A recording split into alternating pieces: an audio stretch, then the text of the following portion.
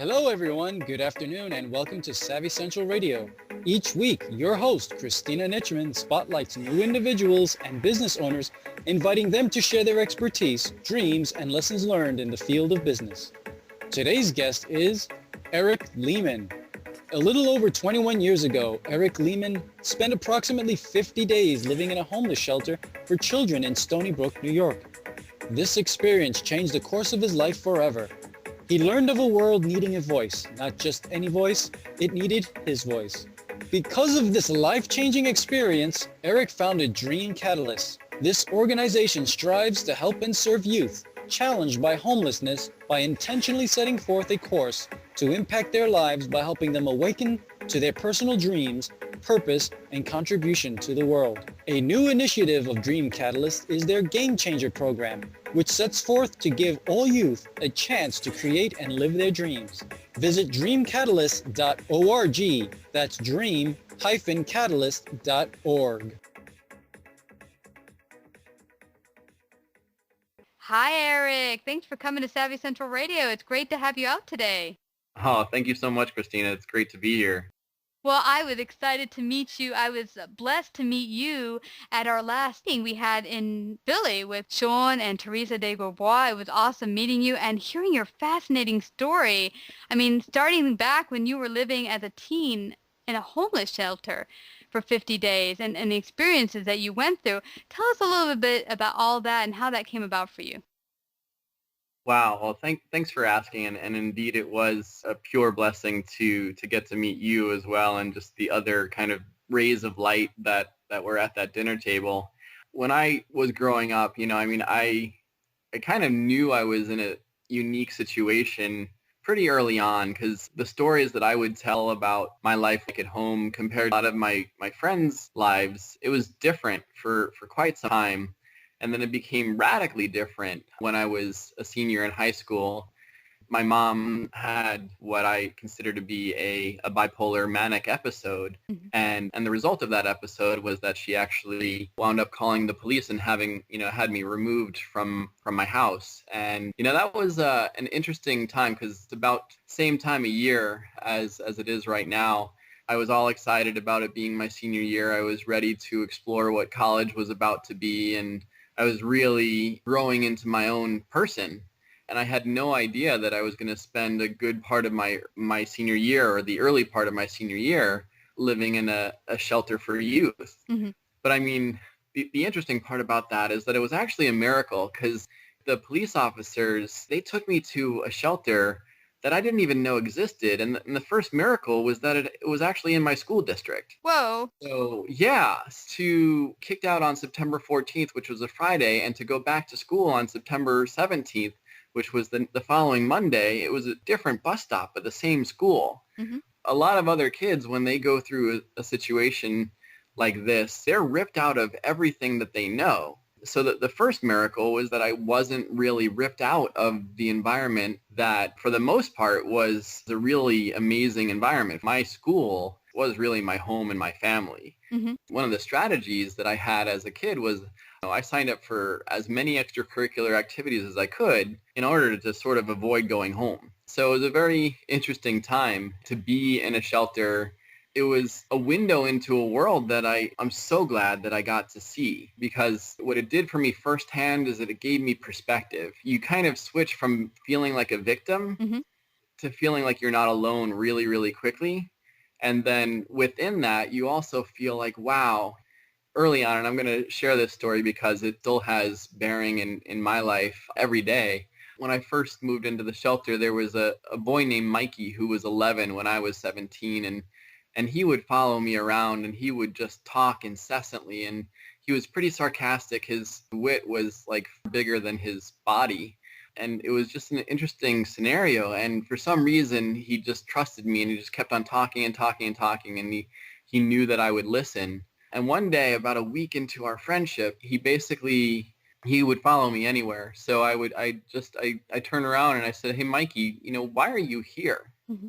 And this is when he just, for the first time in a week, stopped talking, and he then took off his shirt and he showed me what appeared to be like basically a constellation of cigarette burns on his back. Mm-hmm. And he just said, until my mom's boyfriend can figure out a different place to put out his cigarettes, I'm going to live here. Mm. And when you're 17 and you see something so real and so vile, see like a human body used in that way, it just left a permanent mark on my heart. And it just basically said that as I grow into my voice, as I grow into my person, just pay attention, just understand that like this is where I came from, and this is a world that I get to tell the world about. And because for many of these kids, they're invisible to the rest of the world. And I realized that all through my life, I've had a voice. I've had the confidence to use it. So I realized that one of my life missions is to make sure that the world does not forget these kids. It's been a really amazing journey that's had a lot of weaves in and out of the world of service. And it's been as hard as it was to witness that and to be part of that. Those are still memories that drive me forward and make me always look out for youth. Mm-hmm. The story has so many other miracles, including, just the fact that the shelter staff telling you that I was kicked out on a Friday and I arrived there on Friday the 14th. I didn't stop crying for 2 days. I had no idea what was to become of me. I had a clear vision for what my senior year was supposed to be, and none of it involved living in a shelter. However, on Sunday, something happened inside me that basically allowed my tears to dry. I literally just walked into a staff meeting at the shelter, and I just kind of proclaimed with confidence. I said to them, here's the deal. I'm a singer, I'm in theater arts, and I work. And I don't want any of that to change because I live here. Mm-hmm. It was one of those amazing moments because the shelter staff all just looked around at each other, and then they looked back at me. And Jimmy Green, the leader, the executive director at the time, mm-hmm. She said, Eric, we're there for you. We believe in you. Whether they were on duty or not, they got me to and from every single rehearsal I ever had. And every time I needed a ride home from work or wherever I was, they were totally there for me. And it was just another miracle where, like, when you announce your dreams and intentions to the universe, it's amazing the generosity that shows up.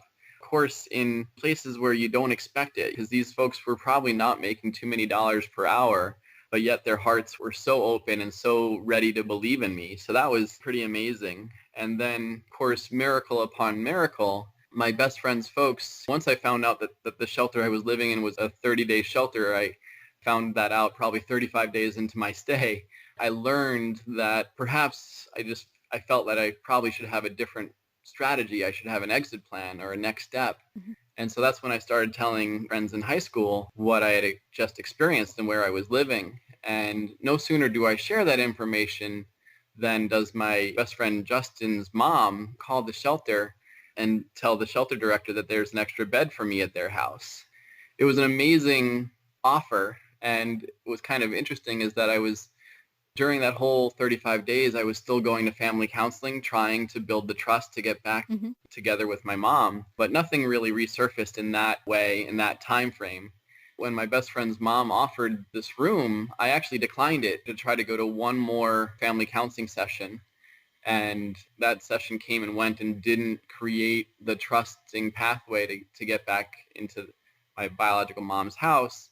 I called them back a week later saying, the room's still there. Is the offer still there? Mm-hmm. And they said, of course it was. It was amazing to go. And the miracle was that, like, their house was literally like 3 blocks from the shelter. Oh. If you want to, like, really celebrate the beauty of the universe and just what happens when you let go into it, this is what can happen. I guess from that day on, I felt really supported and cradled by the universe. Even the day I got kicked out, there was something inside me that allowed me to leave with confidence with the police officers that said it's going to be okay. And whatever you experience in this world of the unknown is probably better than what you were experiencing in the world of the known. So that was a really amazing time. And then just to cap off the miracles, not that they've ever stopped, but to really kind of, drive the miracle story home, I shared that this was my senior year and I was all excited about college. What happened was that as it was time to apply to college, I was applying to a state school that I thought I could afford named Geneseo State. And while I was filling out that application, I learned from Melanie Mason, Justin Mason's mom, that they also had a Cornell University application hanging around the house because their daughter, who went to college a year earlier, didn't fill it out because she chose to go to Duke University. So what happened with that is they said, Erik, we've heard about your grades. We've got this application. Why don't you fill it out? We'll pay for the $65 application fee. We'll see what happens. Kind of flash forward towards the end of my senior year. It's April 1991, and I get a wait list and then a rejection letter from Geneseo State. So, of course, this is God's sense of humor saying, wow, if Geneseo doesn't want you, what right do you have to apply to Cornell? And it was a very kind of tense time because I had only applied to 2 schools. Many students in my situation applied to 10 or so schools, and I didn't really have time for that many applications during all that was going on in the first half of my senior year. I was all in. I didn't really know where the chips would fall. A few days after my rejection letter from Geneseo showed up, the acceptance letter from Cornell showed up. Beautiful experience. Everyone was going to let me run home and read the envelope. And so for the 4 days between getting the rejection letter and from Geneseo and for what came in the mail from Cornell, I just had the same protocol. I would run up the hill. I would check the mail. Everyone would let me read my own fate. But of course, on the day that I got this letter, I ran up the hill and there was nothing in the mailbox. I walk into the house and there's Melanie Mason sitting in the dining room with this open letter from Cornell. She broke her promise about letting me read it first, but she was sitting just crying, reading the acceptance letter. I was still kind of stunned. I was in this moment of okay, wow, I got in. And then I said audibly to her, I said, so, what does this mean? This is where she says, well, we firmly believe in giving all of our children the first 4 years of their education. And it just I couldn't do the math. It didn't dawn on me. So I actually asked her again, said, so what does this mean? And it just dawned on me that they were about to send me to school. One of those just moments, I'll remember it for the rest of my life, because not only did I realize that they were going to send me to school, but I realized in that same moment that they called me their son. Aww. That was really, if you believe in getting a download of pay it forward energy, that's really where I told you the shelter staff really looked out for me and just got me to every single rehearsal and every single job that I had.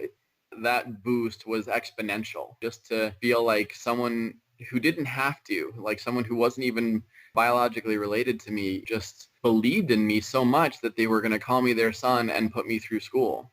So that was pretty amazing set of miracles and life experiences to take in my senior year.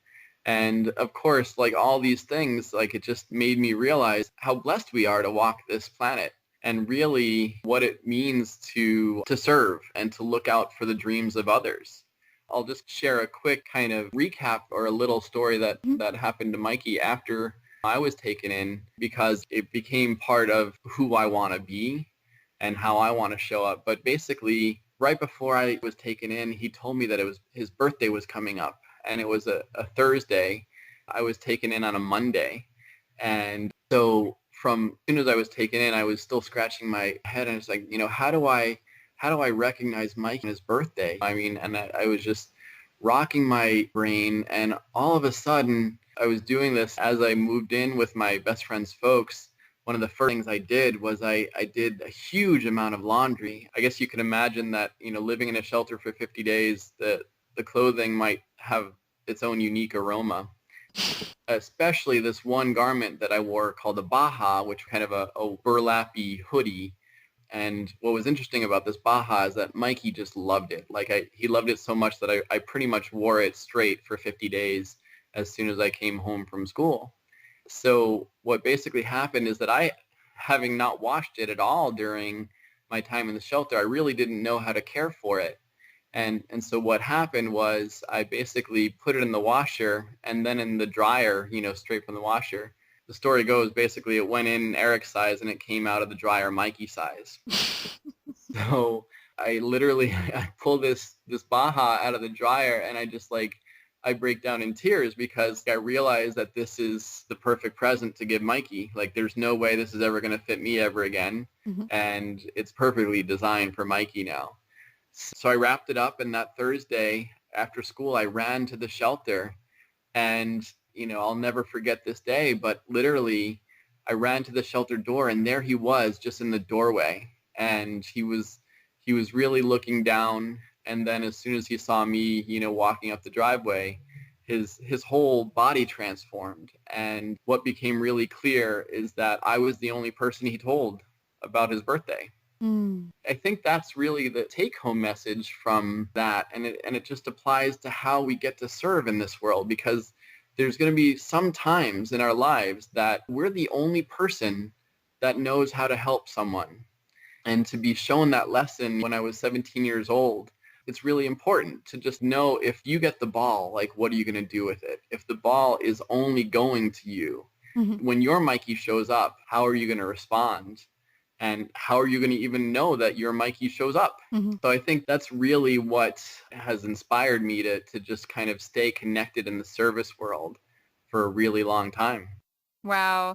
That's incredible. I love your story, Erik. And what really is pulling through for me in your story is a couple of things. One thing in particular is that you allowed yourself to be vulnerable, and you staked a claim in what you desired. And through doing that and standing by it, the universe just opened up to make it happen for you.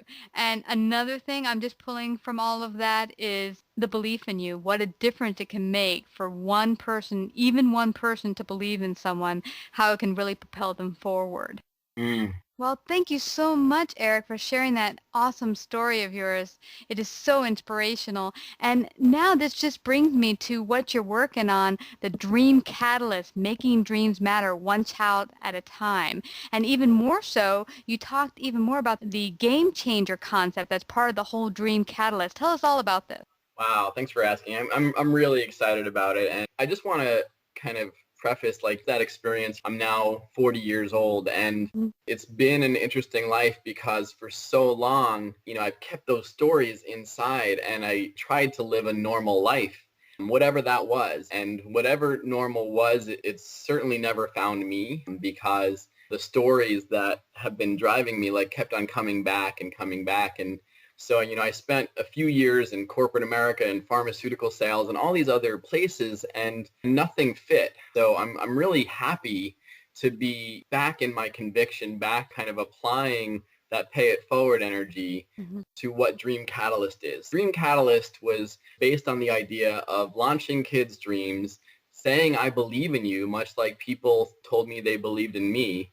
And then, much like I was able to do for Mikey on his birthday, celebrating their birthdays. I guess the beautiful news about that is that the mission has sort of exploded, because I realized that homelessness was my story. It wasn't everyone else's. And I wanted to be of greater service. And what's kind of hit my heart pretty much since the Sandy Hook shootings has been a vision that said, wow, Sandy Hook, the conversation went from healing a community to mental illness to gun control in literally like 3 minutes. That community, as far as I know, is still reeling, and still, like, all they want is their friends back. And there's no policy, no one thing that the government can do that can help with that healing process. So one of my missions is to create a program that lets kids know that they have power right now.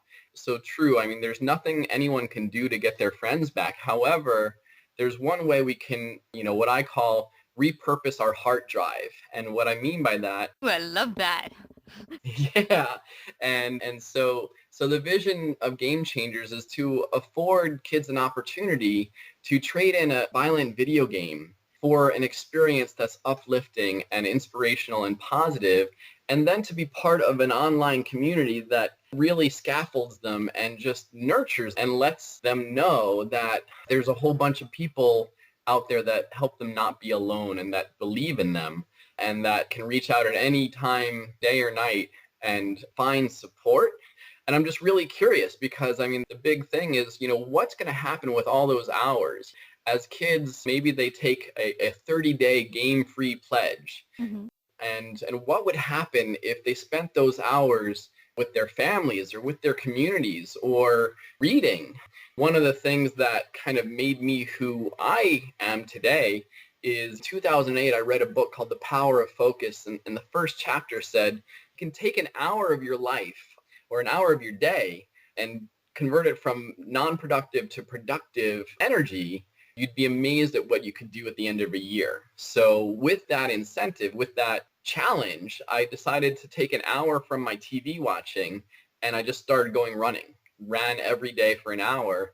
And then between 2008 and November of 2010, I ran so much that I was ready to run and finish the New York City Marathon. Whoa. Yeah. So, I mean, and literally, I was a couch potato in 2008. I weighed 208 pounds and he thought I was in good shape. So I think what's going on is that not just content of violence, it's scary in and of itself. However, it's paired with how kids are spending their time. And if you read the book Outliers by Malcolm Gladwell, you hear this story about what it means to get to mastery and what it means for the Bill Gates and the Steve Jobs of the world to really hit their sweet spot and where everything just falls into place and the universe just opens up. And what it talks about is these 10,000 hours. Really dive 10,000 hours into your dream. You'd be amazed at what's possible. The marathon story is just what happens when you start with an hour a day and make that commitment, that shift.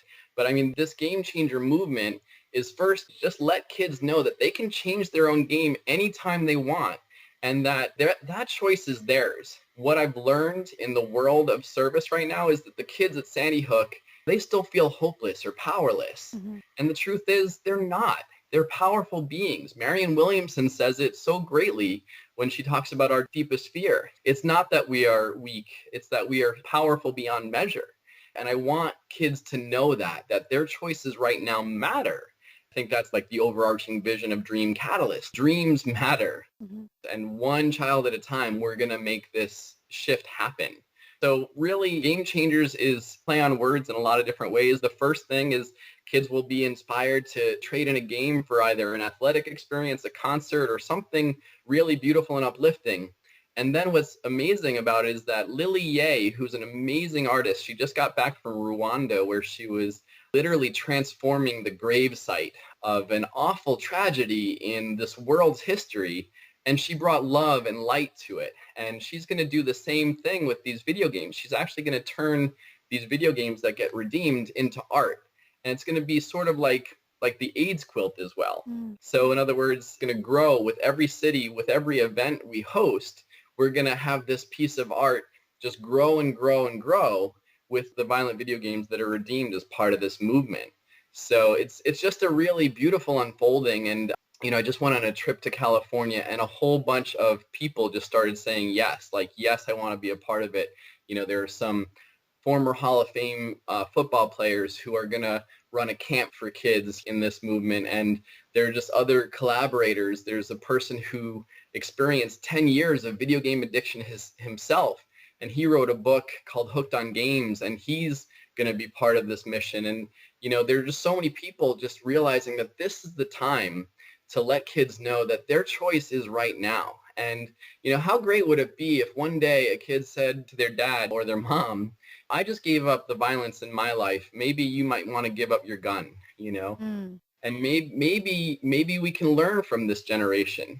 And I guess the other part of Game Changer is that we're actually going to create a generation of game changers in our communities. So especially when these kids are trading in video games, they're going to want to know what to do with that time. Hopefully some of that time will be spent at home, solidifying the family unit, and perhaps other parts of that time can be used in our communities, game changers for our communities. And so those are the stories that we're going to build a web community around, and we're going to also have training events where we let kids know that they are the future speakers. I learned that I was going to be a speaker when I was a sophomore in high school, actually.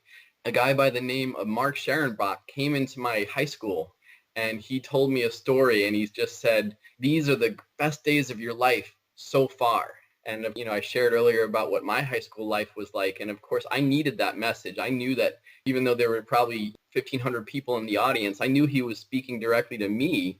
And he helped me know that speaking was going to be part of my path. And what's been amazing about my journey is that just this February, I got a chance to meet the man who said those words to me 20 plus years ago. And it's pretty amazing how when these things unfold, the universe just supports that vision. So that's really why I'm kind of bubbling over with excitement about Game Changers. And I mean, and it's sad because in a way, I wish I didn't have to create this movement, but I feel so called to do it because just the energy is there. And when Sandy Hook happens and when the Boston Marathon explosions happen, and there's something we can do right now. And it starts with our own hearts. What we expose our hearts to matters. And as a parent, I've been guilty of sending my kids to the electronic babysitter. And I'm trying to better my own parenting through this. And first, I'm going to work on the content that the kids get to see. Then I'm going to work on the number of hours of screen time that, they might expose themselves to during my watch. But I feel like the truth is we're addicted right now. We're addicted to video games, and we're likely to be addicted to violence. And entertainment, actually. Right. And the thing is, we're being desensitized in such a huge way. However, once something is categorized as an addiction, there's pretty much a clear pathway. Like, we can get through any addiction. However, one of the things that I've learned, to break myself of coffee, which was, I just had not the best, didn't have a healthy relationship with coffee. I needed something else in my hand when I would have started my day with my first 2 or 3 cups. So, I had a meal replacement shake. And for 30 days straight, 30 days seemed to be the magic number. So when I'm asking kids to trade in violent video game, we're going to do a pattern interrupt. We're going to do something that says, instead of just kind of on a Friday night going home, maybe doing my homework and then kind of logging on to my PlayStation for the rest of the weekend, we're going to have an event that's going to just interrupt that pattern. And then we're going to engage them in a community that is ready-made for them. And it's going to be available 24/7, and much like their video games are. So it's just important to have a one-for-one replacement. Excited because Dream Catalyst is partnering with an organization called Seeds of Greatness, and we are going to do so many beautiful things in the lives of youth all around this country and then eventually around the world. The platform is we're going to ask people to sponsor us by donating $10, and we're making a promise that says for every $10 donated, we will get one violent video game out of circulation.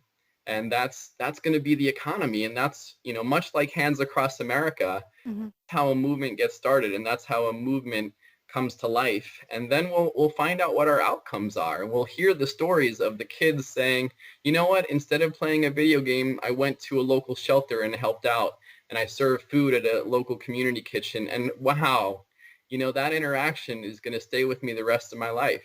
The memories of my high score on Call of Duty is going to fade, So that's a really powerful part of what's driving me right now.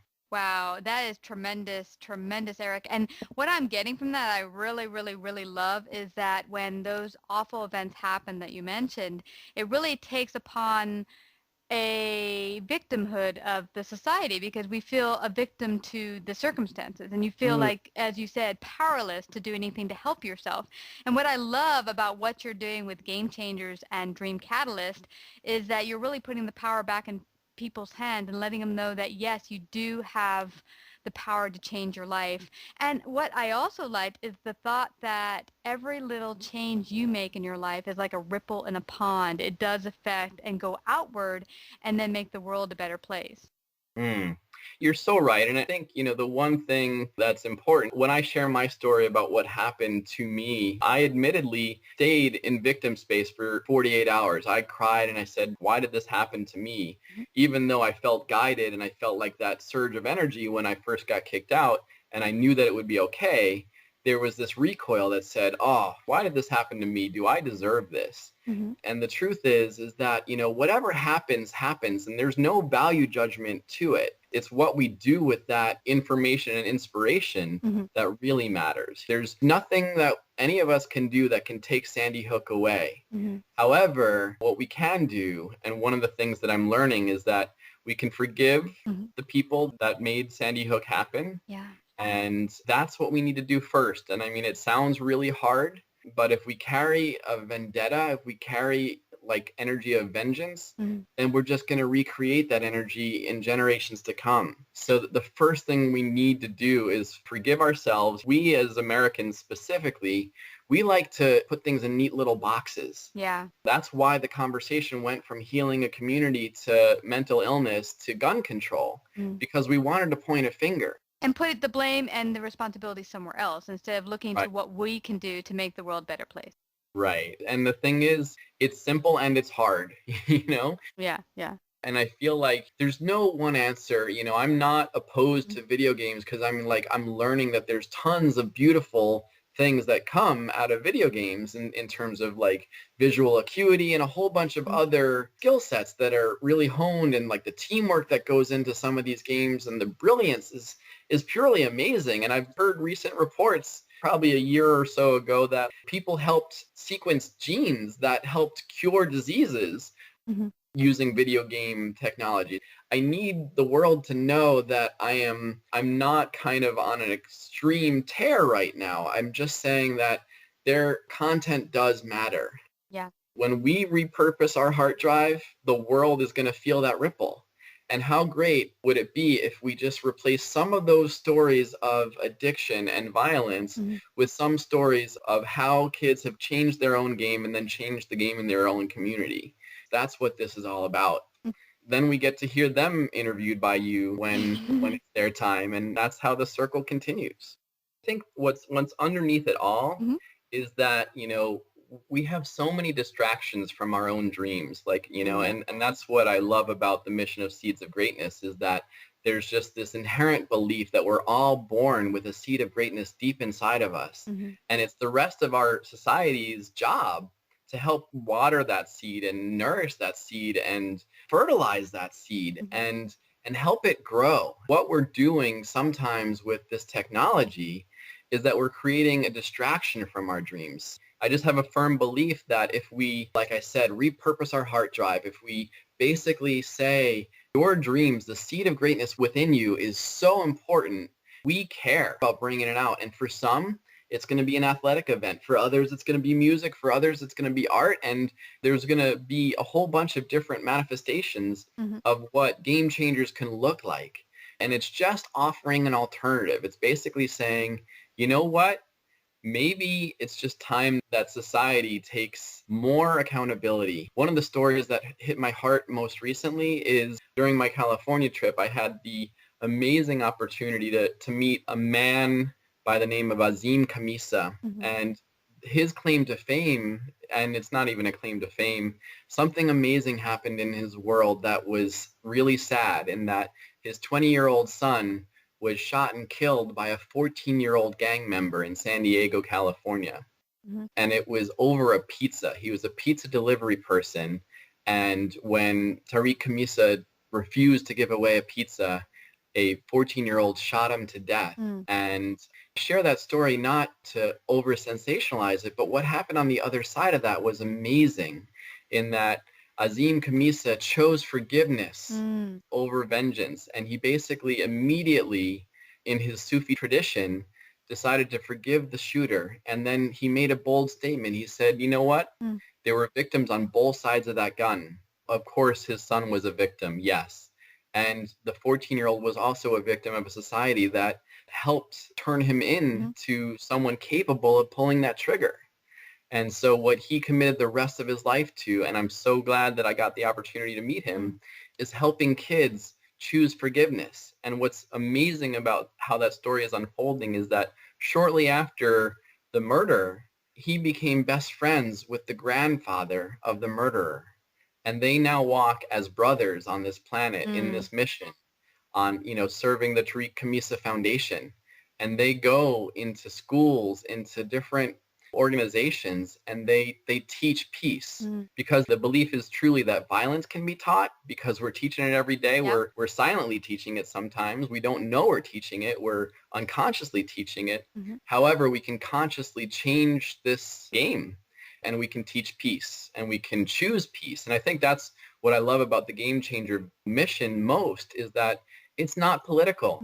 I'm not lobbying a congressman to say, I want you to pass a bill. I'm just pleading with America, saying, you know what, kids, you have this choice to make. It's not going to be by policy. It's going to be by your own choice. And that's where it's going to be, you get to choose peace. The truth is, peace is way more than just nonviolence. Peace is its own energy. And I know, Christina, I have faith that you've felt what peace feels like in your life. I know it just by knowing you, the brief moments on this planet that I've already known you. I know you've experienced peace. You smile in such a way that I know that you know it. And that's a gift I want to give to everyone on this planet. And that's really why, in a way, when I look back at the story that I lived through, I don't regret a single day. I mean, I know that I needed to see and feel all those things so that I could have my heart sensitized to a whole bunch, a full spectrum of what it means to exist on this planet.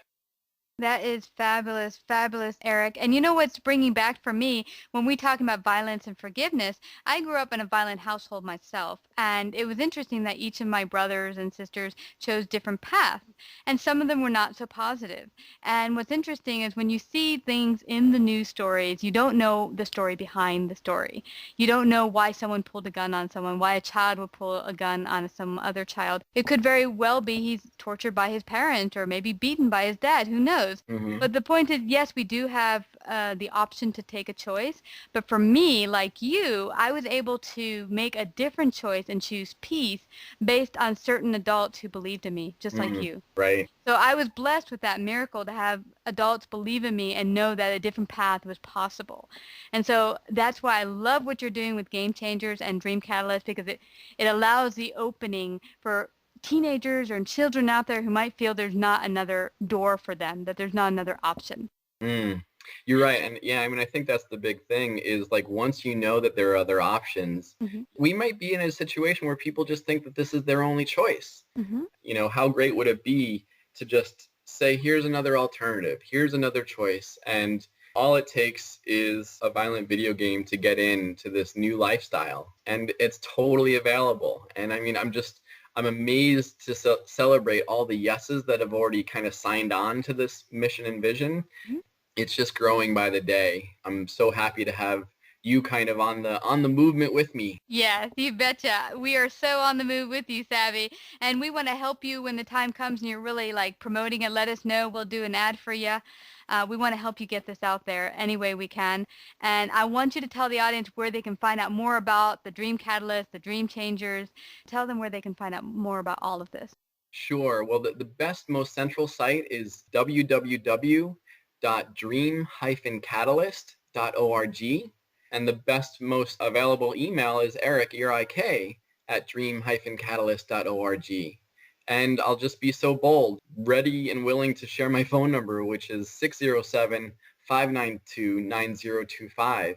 And this mission is so important to me. Eventually, I'm sure we'll have a 1-800 number, and I'll share that when that exists. But it's just so important to me to get people who just feel it and get the rightness of what this journey is going to be and be part of the unfolding, because there are some things that I know are already a yes in this mission, and that there's a whole bunch more yeses that I don't yet know about.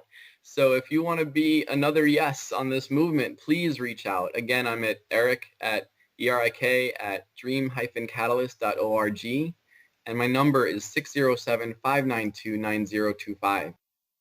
Thank you so much, Erik. I'm also going to put up this web address on the show page, so anyone who didn't quite get that or didn't know how to spell catalyst, which I'll also spell for you, CATALYST.org. So that's dream-catalyst.org. And you can go there, of course, to the show page, click on the link as well.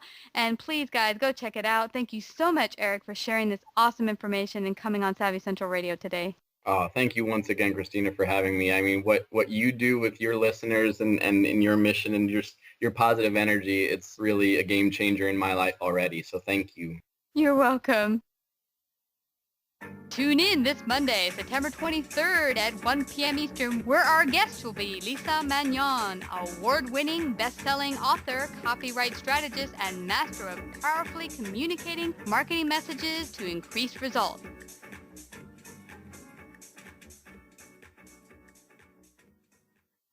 Savvy Central Radio is proud to host our 4th symposium.